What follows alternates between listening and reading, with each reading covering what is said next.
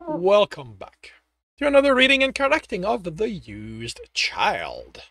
If you want to listen to these live, it's every Tuesday morning, 8 a.m. Eastern Time on Twitch. Today, we are doing chapter 50. There we are. The street had changed. Many of the houses Alex remembered were gone.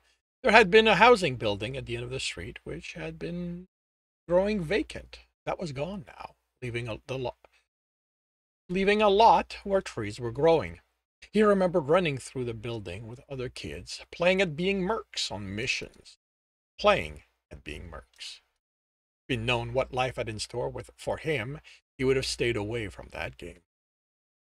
The lot might have been a park, but it didn't look well maintained. The lot might... okay. The lot might be... It's not have been. It might be a park, but it didn't look well maintained. At least his grandfather didn't have to take a shuttle when he felt like taking a nature walk. Nature was right there. The street was a reminder that change was everywhere in the universe. The house looked smaller, and the houses looked smaller, and families worked around them. Most of them had been occupied by older folks, either those who could afford rejuvenation, like his grandparents, and decided to take some time off from work, or people who had grown too old to work and were enjoying life. The corporation were enjoying the life the corporation they'd worked for gave them. Then many houses only looked occupied as the computer kept the illusion going while the people were taking trips. If that was the case now, Alex couldn't tell. He'd need his earpiece for that. His hand went to his pocket. He knew it wasn't there, but he couldn't stop the reflex. He no longer had an earpiece. Tristan had seen to it. The last time he'd seen it, it had been in pieces with the Somalian poking at them. Then, were gone. He'd pleaded. He'd searched the ship, but he hadn't found any indication of it, which meant the disposal. It hurt to know it was gone. Not just because without it he could barely do any coercing, but because it had taken 2 years of planning, a crew of 8, and most of his money to acquire it. As uncomfortable as wearing it had felt, it had been one of the best missions he'd done. And now it was gone. A man walked in their direction, younger than Alex expected, and dressed in casual clothes rather than the corporate look he remembered. His grandparent had been some of the rare people who didn't work for a corporation here. Tristan ignored the stare. When the man did a double take, Hal had to check that Tristan hadn't decided to do something, but it was Emil who'd taken Tristan's hand and moved closer in an attempt to move away from the man. So just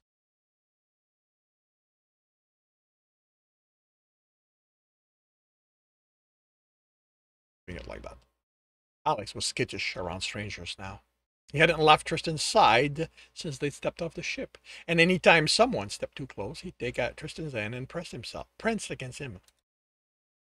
Tristan had been against landing at the station, but this was a farming world.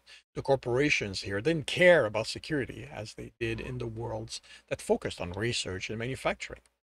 Alex had shown him the lack of security among the landing pad and throughout the station, and Tristan had decided they could land there. Tristan had fabricated IDs for each of them, and they moved through the station with ease. They had rented a planetary shuttle and had landed in a commercial lot at the edge of the neighborhood. Alex stopped, facing his grandparents' property. Like all the houses, it was on a large lot. Farming Planet didn't have a need to pack everything as tightly as they could. The house was large, still the same as when they'd raised his father and 6 siblings.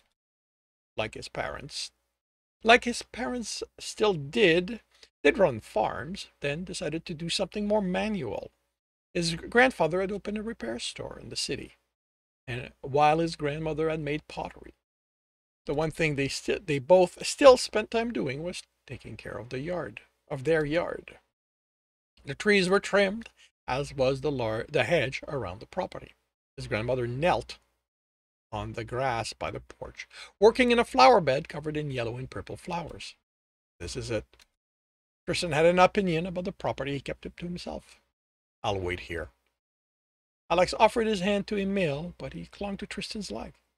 Why can't I stay with you? They explained it to him, and he had acted like he was okay with all of it. But now that they were here, it looked like Emil was going to make things difficult. Tristan went down to a knee.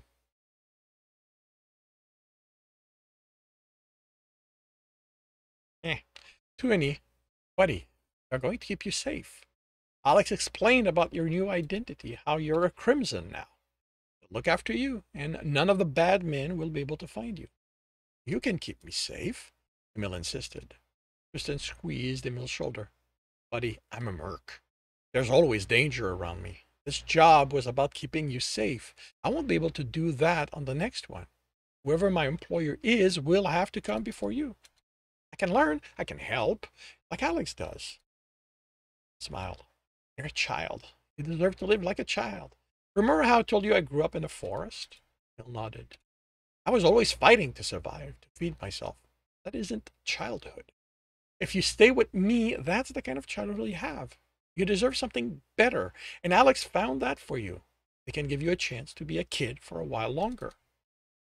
Emil hugged Tristan. But I like you. I know, buddy, I know. Placed an arm around Emil. Alex was surprised. Tristan sounded almost sorrowful. He'd expected satisfaction at having gotten Emil to care for him so much. Instead, it was like he regretted it now. He was imagining it. Tristan didn't feel regret. He did what he had to, used who he needed, and didn't care about what happened to them. He never cared. He couldn't help the image that formed. He and Tristan with a smiling Emil between them. Them raising the boy, turning him into a terror among mercs. Tristan's skills with machine and Alex's with computer, all wrapped up in one person. He shoved the image to the deepest part of himself, along with his broken heart. It was pure selfishness. Emil shouldn't grow up in an environment of death and violence. When you're older, if you still want to be a merc, come find me and we'll do jobs together, okay? Promise? Tristan smiled and squeezed his shoulder. I promise. Emil released the Somalian and took Alex's hand. It's going to be okay, Alex said as they crossed the street. I know. Tristan wouldn't have brought me here if it wasn't safe. They stepped onto the property and Alex was taken back to his childhood, visiting with his family, running around with his brother and sisters, moving here at 14.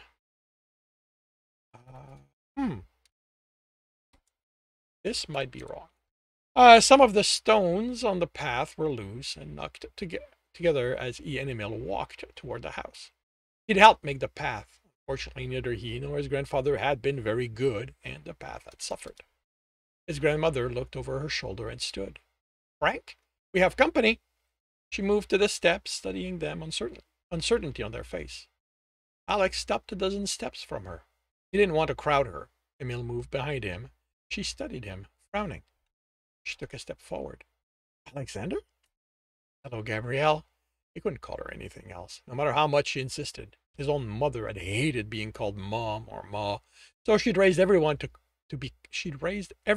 call people by their name.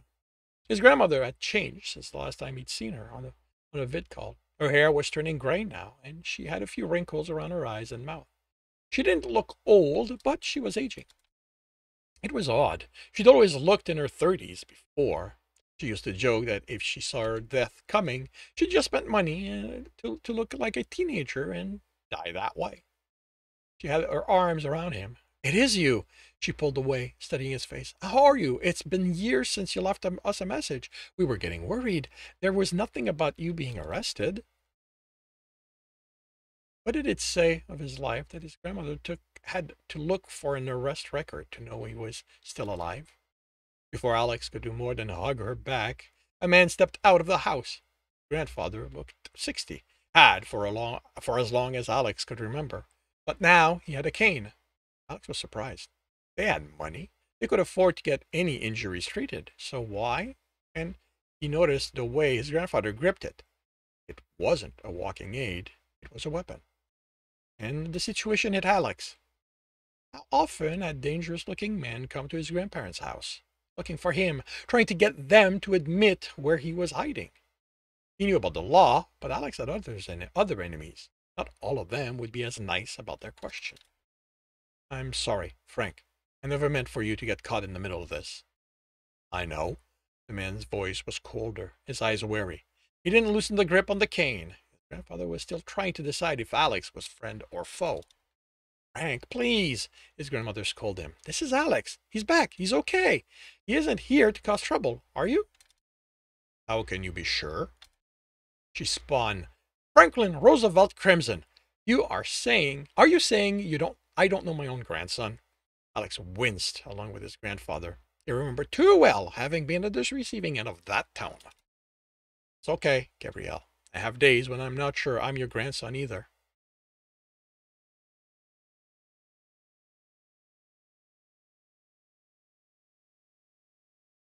He'd hoped to make light of the situation, but her face darkened.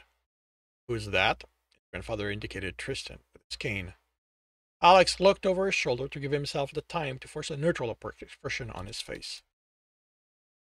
I work with him. We finished a mission and there was a complication. He moved Emil in front of him. This is Emil. He doesn't have anywhere to go. We can't keep him with us. It's too dangerous for him. I was hoping you could look after him. I don't, his grandfather began. Of course we will. His grandmother cut him off. She crouched. Hello, Emil. I'm Gabrielle. This is my husband, Frank. Can't you take him back to his family? Frank asked. It's too dangerous. His grandfather gritted his teeth. Why us? There are plenty of organizations out there who look after lost children. Frank! Gabrielle chastised. But his grandfather didn't lose the stern expression. Because I don't trust any of them with him. You and Gabrielle are the best people I know. I know that you'll look after him regardless of his past. He needs good, stable people around him. You and Tristan are good people, Emil said. Grandfather raised an eyebrow, but his grandfather's raised eyebrow put that in question, and Alex couldn't argue. And even if he could, it wasn't a discussion to have in front of Emil. Our lives aren't stable, and they aren't safe. You know why you can't stay with us. Emil nodded, tears falling. They're there. His grandmother dried his tears with the corner of her sleeve. There's no need to cry. Frank, why don't you take Emil inside? I'm sure he could use some pie. Frank sighed and extended his hand. Come on, let's go feed you some of Gabrielle's ashberry pie. You're going to like it. Emil hesitated, and Alex gave him a light push. He took Alex's and grandfather's hand and followed him inside. Alex placed a data chip in his grandmother's hand. All the information about his identity is in here. He's your nephew a few times removed. The son of Archie Cameron from Esterum 3. Who? He's one of your relatives. He died 3 objective years ago. He named you Emil's guardian. You changed his name to Crimson when you adopted him. I adopted him? Alex, you're not making any sense. I'm sorry. The chip will have all the detail. There's someone after Emil, someone dangerous. I spent a lot of time crafting his ID, making sure it's flawless, but I couldn't contact you to let you know. Not with the law monitoring your communications. You and Frank read it. There isn't much to memorize, just a bit of history between you and Archie. She looked at the chip. Not sure I understand this. Is this going to keep Emil safe? Alex nodded. She pocketed the chip. Then I'm going to read it and make sure I do everything right. Thanks. He turned to leave, but she grabbed his arm. Alex, is that him? The man you mentioned in your first message? The one who was taken from you? Alex tried to figure out how to answer that question without falling apart or saying things that would make his grandmother worry needlessly. It didn't work out. He wasn't who I thought he was. She hugged him. Oh, Alex, you sounded so hopeful. I'm so sorry. She took his head in her hands. You deserve someone to love. You deserve it so much. Alex forced a smile. If only what he deserved, what he got. She searched his face. Stay, Alex. You're back. You don't have to leave. You can help with Emil. He hugged her, and for an instant he considered it. Running away from everything, hiding in this house, raising Emil. living a normal life. But he couldn't do that. But he couldn't do it. And it wasn't because of the damage Tristan might cause at this betrayal. It was because of who he was. I wish I could, but I made a promise. I have to keep it. He moved away from her, and I don't want to bring trouble here. You and Frank deserve to have a good life. If I stay, that would be destroyed. Alex, we're not afraid of trouble. We can protect you. No, Gabrielle, you can't. This isn't just the law or the bounty hunters. The only way I have to keep you safe is to not be here. The hunter again. I love you, Gabrielle. I wish I could come back here one day. What do you mean? You can always come back, Alex. You're Alex. You can. What do you mean? You can always come back. Alex, you're worrying me.